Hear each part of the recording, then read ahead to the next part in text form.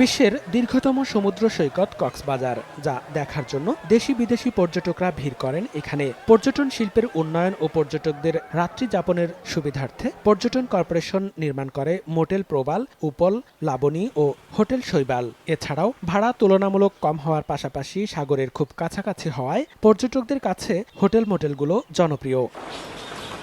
কিন্তু এখন পর্যন্ত পর্যটন কর্পোরেশনের এই হোটেল মোটেলগুলোতে পর্যটকদের থাকার ব্যবস্থা নেই। গত ১.৫ বছর এসব হোটেল মোটেলগুলো ভাড়া দেয়া হয়েছে বিদেশি এনজিও সংস্থাকে। ফলে বিপাকে পড়ছেন পর্যটকরা।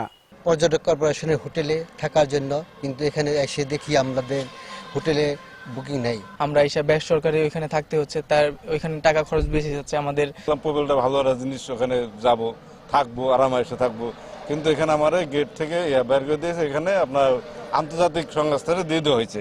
সচেতন মহল বলছে, পর্যটনে উন্নয়নমুখী না হয়ে উল্টো পর্যটন বিমুখ আচরণ করছে পর্যটন কর্পোরেশন। পর্যটন কর্পোরেশন পর্যটনের উন্নয়নে যে ভূমিকা রাখা দরকার, ইদানিং তারা সেই দায়িত্ব থেকে সরে যাচ্ছে। পর্যটনের যে হোটেল মোটেলগুলো আছে সেগুলোই এখন এনজিওদের কাছে ভাড়া দিয়ে পর্যটন বিমুখ তাদের আচরণ শুরু করেছে।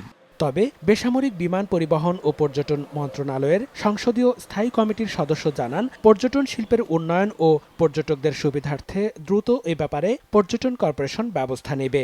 রোহিঙ্গা ইস্যুর সমাধান হয়ে গেলে এগুলি ঠিকই পর্যটন শিল্পের জন্য এই মডেলগুলি ঠিকই আগের মতোই যথাযথ পর্যটনদের থাকার জন্য ব্যবহৃত হবে। পর্যটন কর্পোরেশনের এই 4টি হোটেল ও মোটেলে 500-রও বেশি পর্যটকের থাকার ব্যবস্থা রয়েছে। সময় সংবাদ, কক্সবাজার।